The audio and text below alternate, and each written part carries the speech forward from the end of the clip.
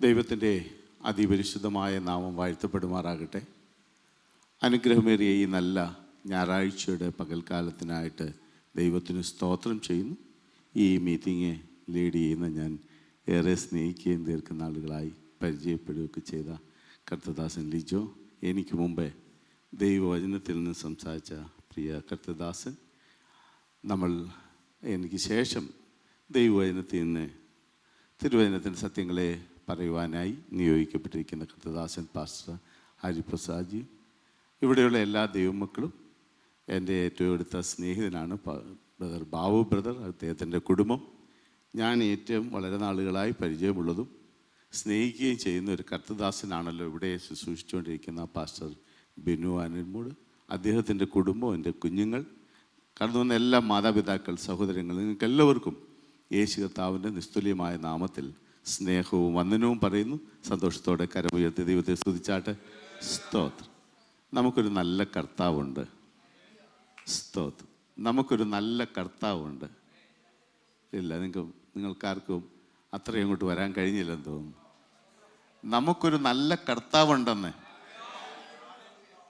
നമുക്കൊരു നല്ല നടത്തിപ്പുകാരനുണ്ടെന്ന്. ഹല്ലേലൂയ. ഞാൻ യഹോവയോട് പറഞ്ഞത്, നീ എൻ്റെ കർത്താവാകുന്നു, നീ ഒഴികെ എനിക്കൊരു നന്മയുമില്ല. സന്തോഷത്തോടൊന്ന് പറഞ്ഞാട്ടെ. ഹല്ലേലൂയ. ഇന്നൊരു പ്രസംഗത്തിൻ്റെ ദിവസമല്ല, ഇന്ന് ആരാധനയുടെ ദിവസമാണ്. ആമേൻ. ഞങ്ങൾ എപ്പോഴും പറയാറുണ്ട്, ഞായറാഴ്ച പ്രസംഗിക്കാനല്ല വരുന്നത്, ആരാധിക്കാനാ. ആമേൻ. സ്തോത്രം. പറഞ്ഞ് എനിക്കൊരു നല്ല കർത്താവുണ്ട്, എൻ്റെ കുടുംബത്തിനൊരു നല്ല കർത്താവുണ്ട്, എൻ്റെ സഭയ്ക്കൊരു നല്ല കർത്താവുണ്ട്. ഹല്ലേലൂയ. എവിടെ പോകണമെന്ന് പറയാൻ, എന്ത് ചെയ്യണമെന്ന് പറയാൻ, എങ്ങനെ ചെയ്യണമെന്ന് പറയാൻ, ആമേൻ, എനിക്കൊരു നല്ല കർത്താവുണ്ട്. സ്തോത്രം. ഹല്ലേലൂയ. നമ്മുടെ മുഖത്തിൻ്റെ സന്തോഷത്തിന് കാരണം നമുക്കൊരു നല്ല കർത്താവുള്ളതാണ്. സ്തോത്രം. നമുക്കൊരു നല്ല കർത്താവുള്ളതാണ് നമ്മുടെ സന്തോഷത്തിന് കാരണം. സ്തോത്രം. വഴി അറിയാതിരിക്കുമ്പം വഴി ഇതാന്ന് കർത്താവ് പറയുമെന്ന്. സ്തോത്രം.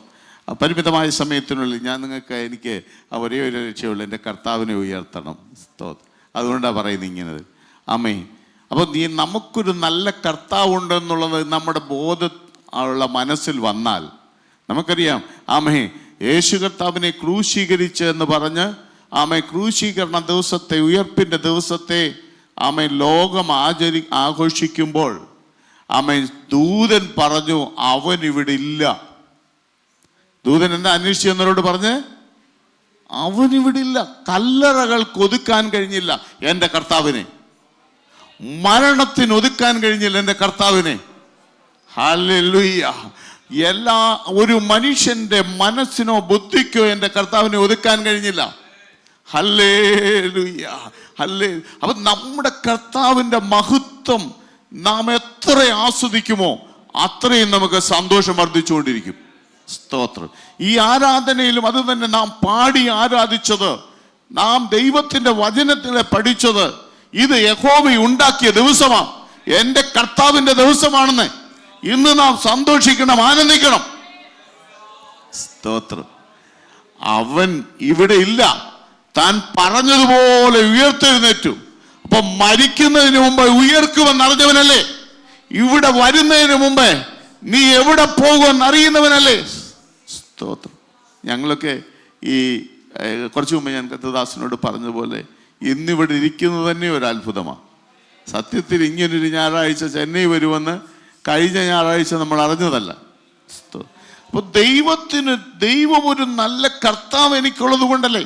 സ്തോത്രം. ആമേൻ. അപ്പൊ ദൈവം നമ്മളെ നടത്തുന്നെന്ന് പറഞ്ഞു കഴിഞ്ഞാലേ, ആമേൻ, സ്തോത്രം, നമുക്ക് എന്നാ സന്തോഷമാ. എന്നാലും പള്ളി വന്ന് താടിക്ക് കൈയും കൊടുത്തിരിക്കുകയല്ലേ. സ്തോത്രം. ഇല്ലേ? പള്ളി വന്ന് താടിക്ക് കൈയും കൊടുത്തിരിക്കുന്നത്. എങ്ങനെ നാളെ ഇവിടുന്ന് ഇറങ്ങിയ വണ്ടി കിട്ടുമോ കിട്ടത്തില്ലയോ, നാളെ എങ്ങനെ ആയിരിക്കും എന്നൊക്കെയല്ലേ നമ്മൾ ചിന്തിക്കുന്നത്. പറഞ്ഞൊന്ന് ധൈര്യത്തോടെ പറഞ്ഞു, എനിക്കൊരു കർത്താവുണ്ട്, വഴിയൊരുക്കും അവൻ ആഴികളിൽ. ആമേ.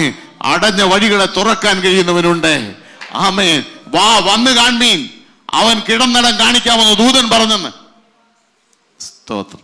നല്ലൊരു കർത്താവ് നമുക്കുണ്ട്.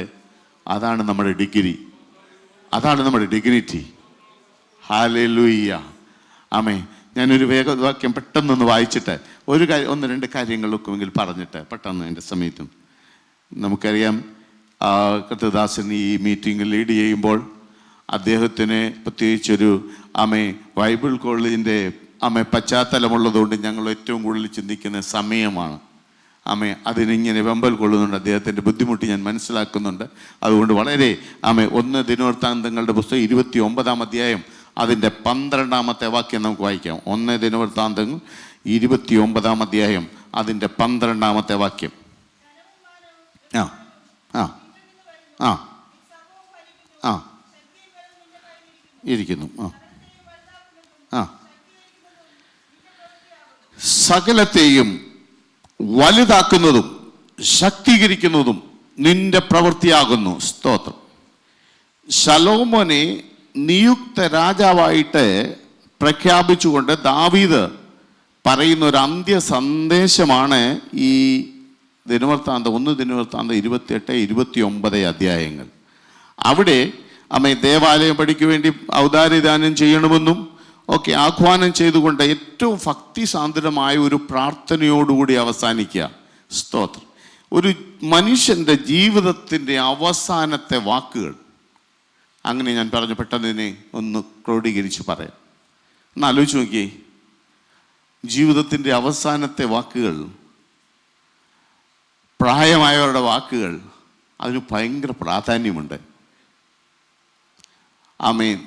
തൻ്റെ ജീവിതത്തിൽ ദാവീദ് ഉറപ്പോടെ പറയുക, സകലത്തെയും വലുതാക്കുന്നതും ശക്തീകരിക്കുന്നതും ദൈവത്തിൻ്റെ പ്രവൃത്തിയാണ്. ഇനി ശ്രദ്ധിച്ചാട്ടെ, എല്ലാവരും ഒന്ന് ശ്രദ്ധിച്ച്.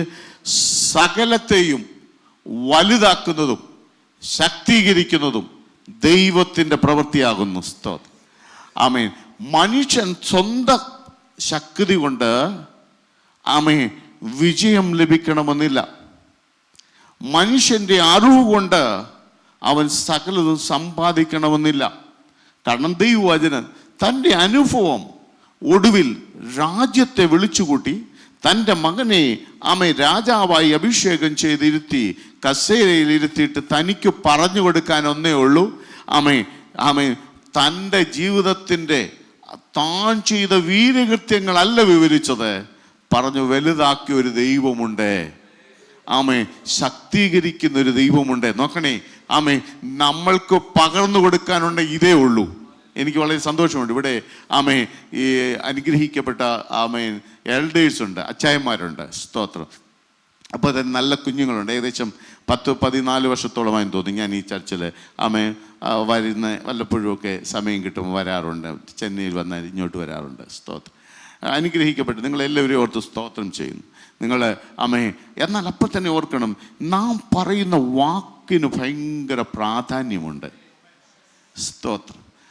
അതുകൊണ്ടല്ലേ ശലോമോൻ പറഞ്ഞ് വായ്ക്കകത്ത് ജീവനും മരണമുണ്ട്. സ്തോത്രം. അപ്പോൾ പറയുന്ന വാക്കിന് ഭയങ്കര പ്രാധാന്യമുണ്ട്. അതുകൊണ്ട് ഒരു ഭക്തനെ തിരിച്ചറിയുന്നത് അവൻ്റെ വാക്കിനകത്താണ്. അവൻ പറയുന്നതിനകത്ത് ആരും കാണാതിരിക്കുന്ന ചില പ്രത്യാശയുണ്ട്. തനിക്ക് തന്നെക്കുറിച്ച് പറയുന്നതിനേക്കാൾ നോക്കി, ദാവീദിന് പറയാൻ എന്നെല്ലാം ഉണ്ട്. ഒത്തിരി കാര്യങ്ങളില്ലേ. തൻ്റെ ജീവിതത്തിൽ ഇന്ന് വരെ എത്രയോ യുദ്ധങ്ങൾ ചെയ്ത എത്രയോ നല്ല സന്ദർഭങ്ങൾ വിവരിക്കാനുണ്ട്. പക്ഷേ അതിനേക്കാളൊക്കെ പറയുന്നത് ദൈവം വലുതാക്കുമെന്ന്, ദൈവം ശക്തീകരിക്കുമെന്ന്. എനിക്കൊത്തിരി അതിനോടനുബന്ധിച്ച് ചിന്തിപ്പാനും വായിക്കാനും ഉണ്ടെങ്കിൽ ഞാൻ അതിലേക്ക് വരുന്നില്ല. ഞാനൊന്ന് പറയട്ടെ, ദൈവം വലുതാക്കുന്നെന്ന് പറയണമെങ്കിൽ ദൈവത്തെ ആസ്വദിക്കുന്നവനാകണം, ദൈവത്തെ അനുഭവിച്ചവനാകണം. യേശുവിനെ കർത്താവെന്ന് വായ് കൊണ്ട് ഏറ്റുപറയുകയും ദൈവം അവനെ മരിച്ചവരുടെ ഇടയിൽ നിന്ന് ഉയർപ്പിച്ചു എന്ന് ഹൃദയം കൊണ്ട് വിശ്വസിക്കുകയും ചെയ്യുന്നവൻ രക്ഷിക്കപ്പെടും ദൈവവചനം. അപ്പൊ ദൈവത്തിന് കർത്തൃത്വം കൊടുത്തു കഴിഞ്ഞാൽ ആമേൻ. നോക്കിയേ, ദാവീദ് എത്രയോ പ്രാവശ്യം അല്ല എന്നൊക്കെ പറഞ്ഞിട്ടുണ്ട്. ആമേൻ. ദാവീദ് പറഞ്ഞില്ലേ, ആമേൻ, ശൗലിന്റെ കൈയാൽ ഞാൻ മരിക്കത്തേ ഉള്ളൂ എന്ന് എത്രയോ വട്ടം പറഞ്ഞു. തന്നെ വേദനിപ്പിച്ച് എത്ര നിമിഷങ്ങളുണ്ടായിരുന്നെന്ന് നോക്കിക്കേ. ആമേൻ. ഉറക്കം വരാഞ്ഞിട്ട് രാജാവിനെ ഉറക്കാനായിട്ട് ആമേൻ വന്ന് കിന്നരം വായിച്ചുകൊണ്ടിരുന്നപ്പോൾ ആർക്ക് വേണ്ടി താൻ പാടിയോ ആ ആൾ തന്നെ കുന്തമെറിഞ്ഞ് കൊല്ലുവാൻ ശ്രമിച്ചില്ലേ. ആമേൻ. പക്ഷെ ചത്തില്ല, കൊന്നില്ല, കൊല്ലുവാൻ കഴിഞ്ഞില്ല. പക്ഷെ അതല്ല, തനിക്ക് തൻ്റെ അവസാനത്തിൽ പറയാനുള്ള കാര്യങ്ങൾ എത്രയോ യുദ്ധത്തിൻ്റെ ഭയങ്കര വീര്യകൃത്യങ്ങൾ പറയാനുണ്ട്. പക്ഷേ വീര്യകൃത്യങ്ങൾ പറയുന്നതിനേക്കാളും നല്ലതല്ലേ ആമേ ദൈവം ആമേ എന്നെ ശക്തീകരിക്കുന്നെന്ന് പറയാൻ കഴിയുമോ? ആമേ ദൈവമക്കളെ, നമുക്കൊന്ന് പറയാൻ കഴിയട്ടെ, എന്നെ ശക്തീകരിക്കുന്ന ഒരു ദൈവമുണ്ട്. ഹല്ലേലൂയ. തലമുറയെ വിളിച്ചിരുത്തി പറയണം, മോനെ ആമേ എന്താ ആമേ നമ്മെ വലുതാക്കുന്ന ഒരു ദൈവമുണ്ടെന്ന് പറയാൻ തയ്യാറാകട്ടെ. ഹല്ലേലൂയ. നമ്മൾ വാങ്ങിച്ച വീടിന്റെ വലിപ്പമല്ല, നമുക്ക് ലഭിച്ച ഔദ്യോഗിക പദവികളല്ല, പിന്നെയോ നമ്മെ വലുതാക്കിയ ഒരു ദൈവത്തെ ദർശിപ്പിക്കുവാൻ ആമേ നമ്മളൊരു ചൂണ്ടുപലകയായി നിൽക്കട്ടെ.